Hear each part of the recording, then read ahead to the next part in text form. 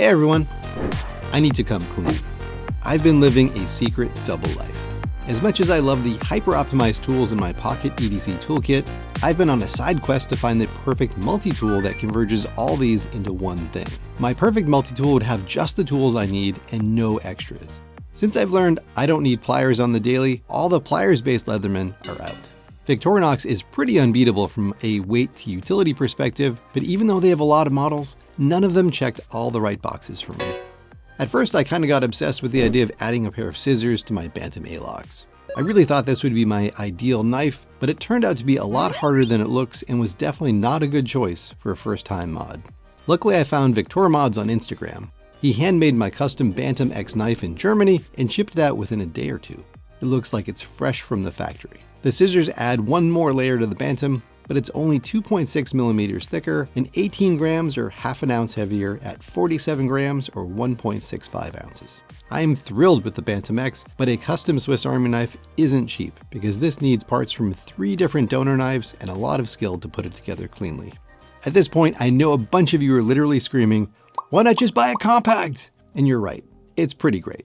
The compact is a 2-layer knife that combines the blade and combo tool from the Bantam with scissors and plus scales that give you tweezers, toothpick, pin, and tiny pen in a lightweight package that only weighs 65 grams or 2.3 ounces. I had a ton of people recommending this to me in my first EDC video, and it's the best choice for people who want a minimal, no-hassle carry.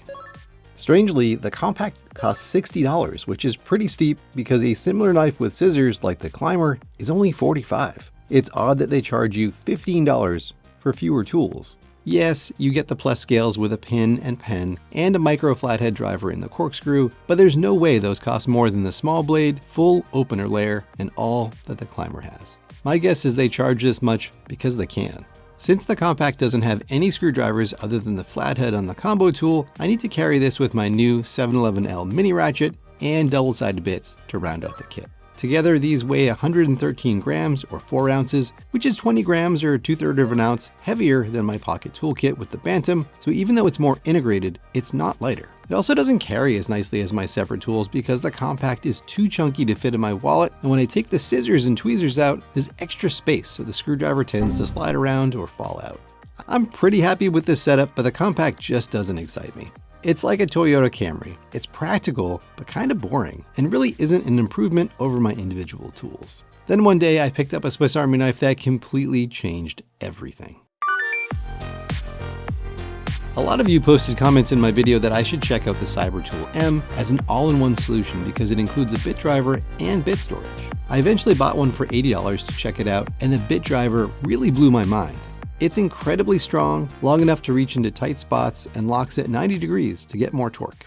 It uses special double-sided 4mm precision bits with a ball detent for a decent amount of retention. On the opposite side, there's a slick bit holder that holds 3 more bits. The bit selection includes a number 8, 10, and 15 Torx driver, 0, 1, and 2 Phillips drivers, a 4mm hex driver, and a 4mm flathead that complements the larger flathead on the combo driver. The bit driver itself will also work on small 4 and 5mm nuts, which is clever. At first I wasn't too impressed with the bit selection because I run into hex heads more than Torx, but it turns out that the Torx bits also work fine in 2, 2.5, and 3mm hex heads, so they do double duty. Yeah, I know you're not supposed to do this, but they work fine with the amount of torque I'm applying. In fact, the more I use this driver, I found I was able to work on pretty much any fastener I ran into around the house, with my knives, and my video gear, so they actually have this bit selection very dialed in for technical work. These 8 bits aren't as comprehensive as the 16 bits in my new kit, and it lacks a ratchet, but the CyberTool bit driver is pretty great in terms of functionality, size, and weight. Problem is, the medium CyberTool's 6 layers is way too thick and heavy at 190 grams or 6.6 ounces to comfortably carry in my pocket every day, because there's extra tools in there I really don't need. The pliers layer adds quite a bit of bulk, and they're more like glorified tweezers, so I don't feel like they're worth the weight. There's also a dedicated opener layer that I think is overkill compared to the combo tool. There's also a small blade and a package hook that really just don't do much for me. Because of its size, the CyberTool M stayed home with my camera gear, but every time I used it, I was reminded how elegant the CyberTool bit driver and storage was. I really wanted to carry the CyberTool, so I decided to track down the CyberTool Small in the hope it would be comfortable to EDC.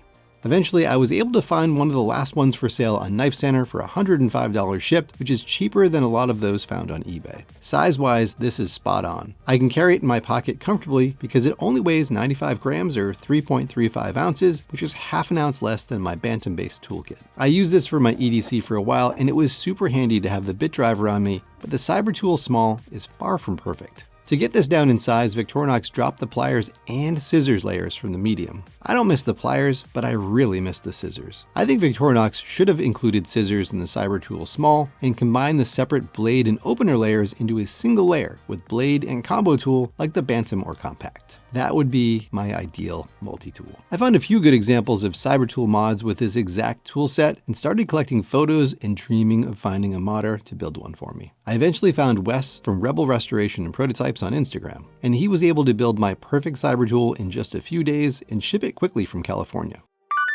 On the outside, it has the beautiful Ruby Plus scales with pen, needle, tweezers, toothpick, and pin. I have the bit driver on the first layer, followed by the scissors layer, and finally the blade and combo tool layer. I decided to place the scissors in the middle to help make it easier to access the nail nick on the knife, as I found it was hard to reach on the original CyberTool. That does mean the bit driver isn't exactly in the center, but you honestly don't notice that when using it because a single layer is really thin.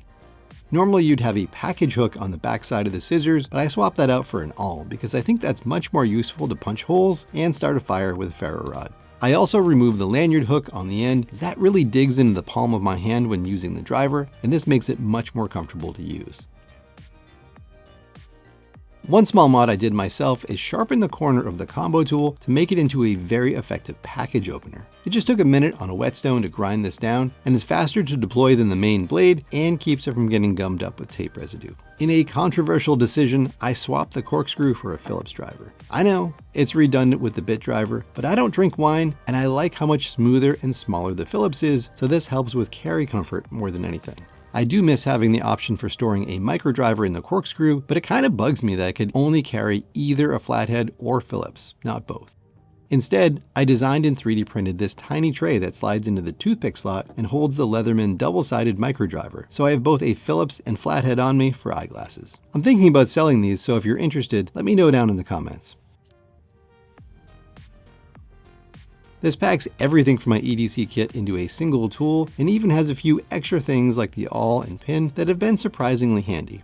The only other tool I need to carry is a flashlight. My custom CyberTool cost me $165 with shipping, which is pretty fair compared to the cost of some mods I've seen. My modded CyberTool with flashlight weighs 119 grams or 4.2 ounces, which is a few grams lighter than my full pocket toolkit that weighs 125 grams or 4.4 ounces. That's really impressive, but keep in mind that the kit has better tweezers, twice as many bits, a ratchet, and a better pen, so it definitely has a better tool set for the weight. I really think Victorinox should offer a CyberTool like this because I think it would be very popular. But until then, I'm really happy that I have this modded version that fits my needs perfectly. So what's better for EDC? A super optimized set of individual tools or a multi-tool that combines everything into one? For me, the answer is, it depends. I like the flexibility of individual tools because I can mix and match brands to get the very best tool for the job and carry them in a way that feels best in my pocket. The modularity means I can upgrade a tool cheaply or leave my knife at home and still carry the rest. The benefit of an all-in-one multi-tool is the simplicity, but that comes at the cost of carrying extra tools that you may not need or missing the tool you wish it had. A custom Swiss Army knife can overcome that limitation, but it may not be in everyone's budget. Ultimately, it's all about what works for you, and hopefully this video gives you some new ideas. If you haven't watched my video on my ultralight set of pocket tools, check that out now. All right, everyone, thanks for watching. Till next time.